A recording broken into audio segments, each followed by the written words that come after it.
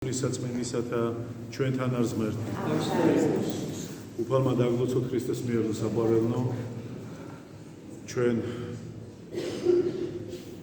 ნენელა ნაბიჯ მივდივართ უახლოვდებით დიდ მარხვას, რომელსაც ქვია წმინდა ორმეოცი და დედა ეკლესია შესაბამისად გვამზადებს ნელ-ნელა თუ ადამიანი როგორ უნდა მოემზადოს არა მარტო ზოგადად მარხვის, არამედ ჩვენი დიდი წინაპრები გარდაცვალებისთვისაც კი ასე ემზადებოდნენ ხოლმე მათ ვინც იცის რა მოსდევს გარდაცვალებას, ის მუდმივად ფხიზლად არის, ის მუდმივად ფიქრობს თუ ისეთი შეცდომა, ისეთი ცოდვა არ ჩაიდინოს, რაც იმ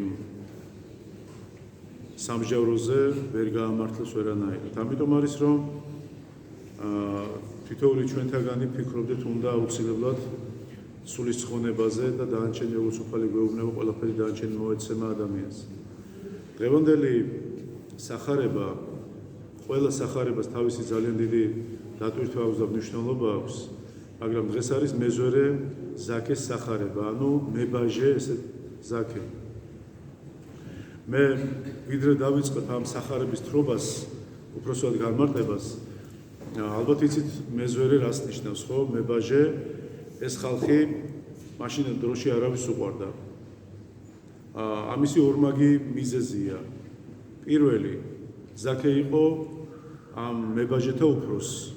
შესაბამისად, ცოდვაც მეტი იყო მაშინ, რამე თუ ძალიან ბევრ ესეთ კანონებს აწერდნენ ხელს.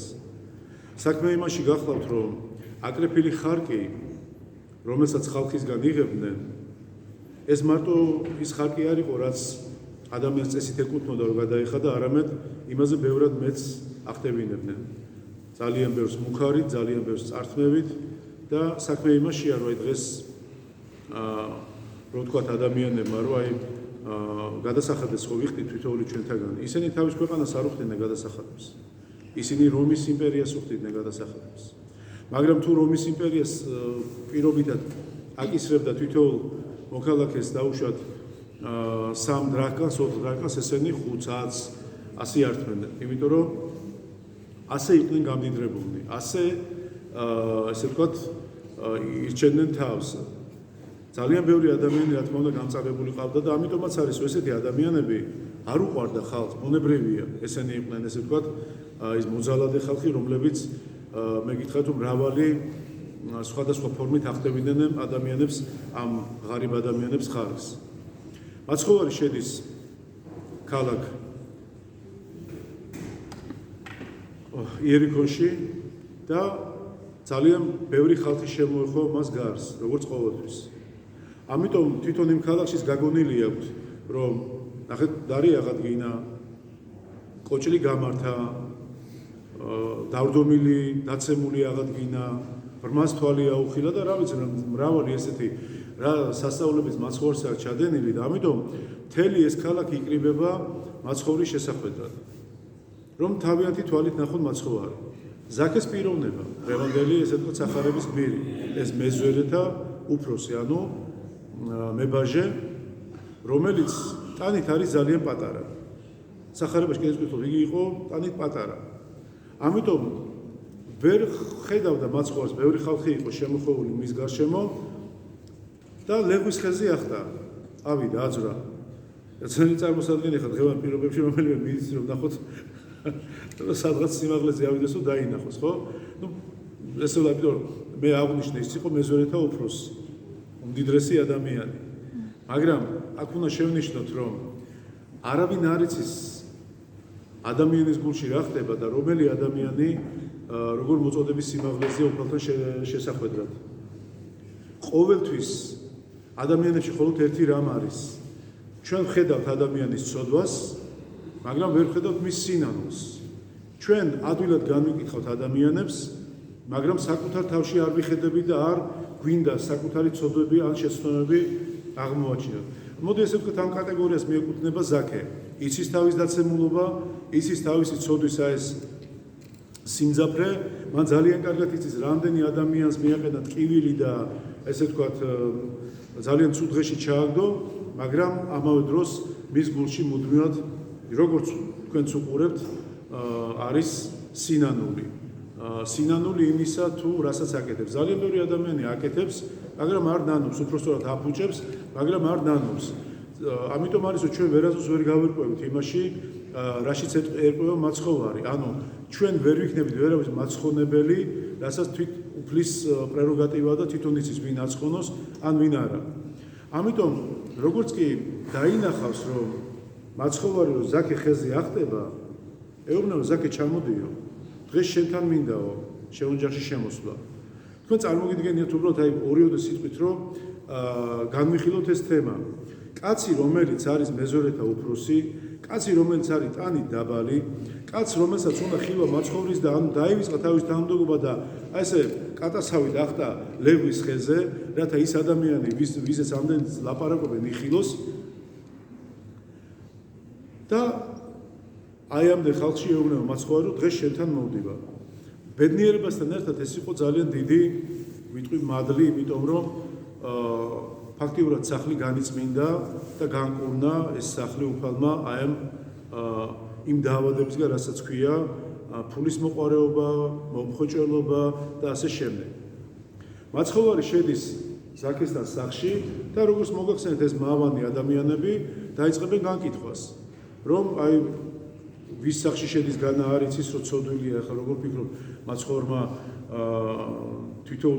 თვითონ ჩვენთაგანზე იცის, რას ფიქრობთ, არამსურ რას ვაკეთებ და უნებრივია, მაგრამ ადამიანების რაღაც წეღან თქვი, სხვათა შორის ძალიან გვაწუხებს ეს დიდი დაავადება, ჩვენთვის დიდი, ესე ვთქვათ, სატყივარია, რომ ადამიანები განვიკითხავთ ერთმანეთს და ადამიანებმა არ ვიცით მუხრუჭე, იმიტომ რომ წეღან როგორც მოვახსენეთ, ჩვენ ვხედავთ ადამიანის ცოდვას თუ ესე ვთქვათ მის საქმეს, მაგრამ ჩვენ ვერ ვხედავთ მის სინანულს.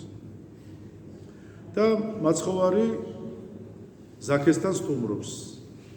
როგორც მოგახსენეთ, იონე ოქროპირი ბრძანებს, რომ ორმაგად მოხდა ამ სახლის კურთხევას და ამ სახლის გაწმენდაც და წარმოიდგინეთ, ზაქე ამბობს, რომ ჩემ ნახევარსო, ანუ ქონების ნახევარზეა ლაპარაკი, ღარიბებს დაურიგებ. რჩება ნახევარი, ხო? და მეოთხედსო, ჩემი ქონებისასო, იმათო, ვისაც ცილი დავწამევა. გესმით, ეს ფული, მისი ნაშოვი არ იყო მარტო სამსახურებრივი, ეს იყო ცილის წამებით, ეს იყო გამოძალვი და ასე შემდეგ, ესე ვთქვათ, ნაშოვი ფული.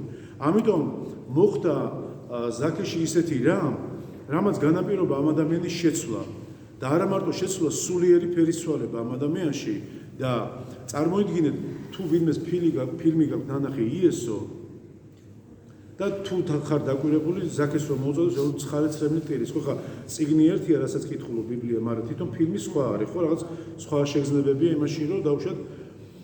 მაგრამ ნახეთ, აქ מחარებელი არ ესე ვთქვათ, არ აკეთებს აქცენტს, რომ ზაქე როგორ თქმა, ზაქე ტირის, ზაქე ლეგვის ხეზეც ტიროდა, ზაქე მაცხოვრთან შეხვედრისასაც ტიროდა, იმიტომ რომ იცოდა, რომ მან ეს ყველაფერი იცოდა, რაც მან ჩაიდინა. ტიროდა იმას, რაც გაუკეთებია და თვითონ ვერ შველოდა თავის თავს. ამიტომ არის, რომ ჩვენ მხოლოდ იმაზე უნდა ვიცნოთ, რომ ჩვენ უფალთან გქონდეს ურთიერთობა, ჩვენ ვერ უშველით ჩვენ თავს. რაც არ უნდა მდიდარი იყო, აგერ ფაქტის სახეზია, მაგალითი სახარებისეული, რაც არ უნდა ძლიერი იყო, რაც არ უნდა, არ ვიცი, ვინც არ უნდა იყო ძლიერნი ამ ქვეყნისგანაც კი მიდიან. ხო ამ ქვეყნიდან მეფენი, პრეზიდენტები არ აქვს მნიშვნელობა.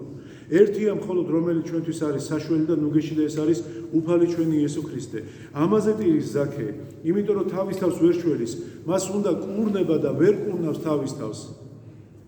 მარტო თვითონ, მაგრამ უკვე როცა არის მზაობა და მაცხოვარი მზად არის ზაქესთვის, გიორგისთვის, დაუშვათ ზურაბისთვის, ნებისმიერისთვის, რომ მოусმინოს, გულში ჩაიგრას, თუ ის ადამიანი მზაობას გამოთქვამს.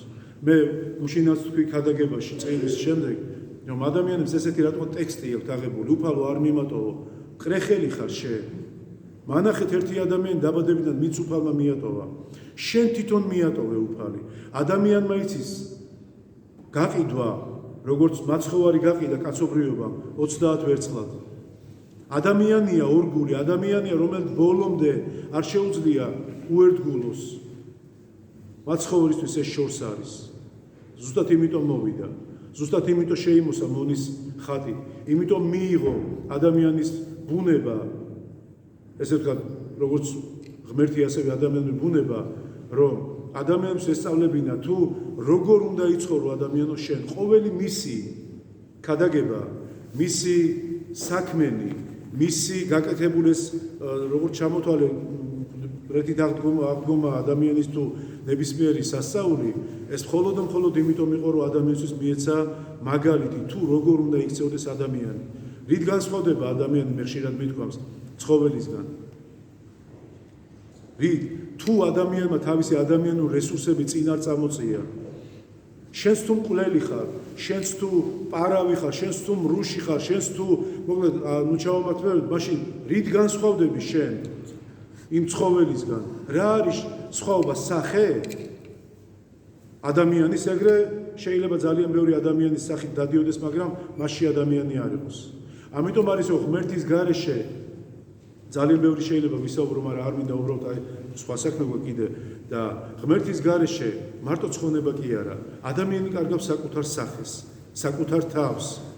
ადამიანი შეიძლება ცოცხალია, დადის, მაგრამ ის გვამია. იმიტომ რომ მასში თუ ღმერთის სული არ არის, თუ მასში ღმერთი არ ყოფობს, იმ ადამიანის ცოცხლის აზრი არ არის. და შემდგომად მე, როცა თვითონი ჩვენთაგანი მიილება, მისუსტდება, ლოგინად ესე ვთქვათ მიიწვინება და უკვე სიკვდილის სარეცელზეა, უკვე ბოლოს უკვე სინანული თუ მოასრო კარგია, თუ შეინანა კარგია, ოღონდ აქ უკვე დროის საკითხია. ამიტომ არის რომ ჩვენ არ ვიცით უფალი ვის რა ფორმით აცხონებს, ვის რა სიკეთეებს ჩაუთვლის და ვის როგორ ესე ვთქვათ მოგექცევა დიდი მაგალითი კიდე ამის არის სახარებიდან იცით ლაზარეს და იმ დიდარი ადამიანის რომის სახელიც არის ის და არ ვიცით ჩვენ მდგომარეობა. ამიტომ ისევ დაუბრუნდები ზაქეს თემას.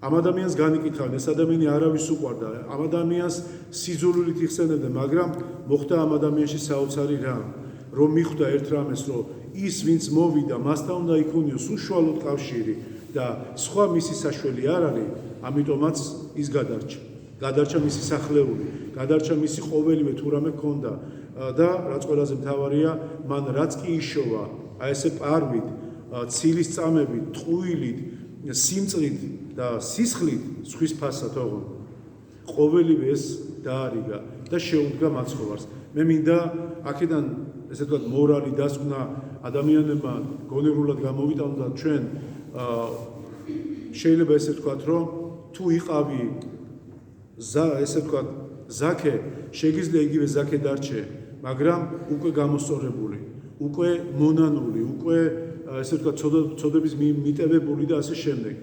სახარება სავსეა ყოველი წამით, რაც არ უნდა ჩავიხედოთ ტექსტი იმ სიკეთეებით, რაც უფალმა ჩვენ გვარგუნა, აი მადლობა უფალს საოცარი რამ არის.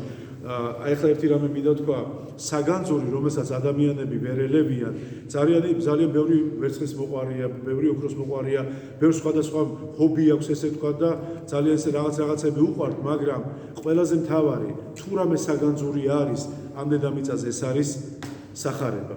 ეს არის ქრისტეს სიტყვები, რომელთაც ნებისმიერი ჩვენთაგანი უნდა სასუებდეს. არ შეიძლება ამის უგულელყოფა, იმიტომ რომ მერწმუნე ჩემო ძვირფასებო, რაც ქრისტეს ეკლესია არსებობს, იმ დღიდან მიდის მისი ესე თქვა დათრგუნვა, ზეწოლა, განადგურება, მაგრამ თქვენ უყურებთ, რომ ის დგას კლდეზე და ამ კლდეს ვერავინ ვერ მოერევა, რამე თუ ამ ეკლესიას არა რომელიმე მოციქულმა დააარსა, არა რომელიმე წმინდა მამა, მან ესე ვთქვათ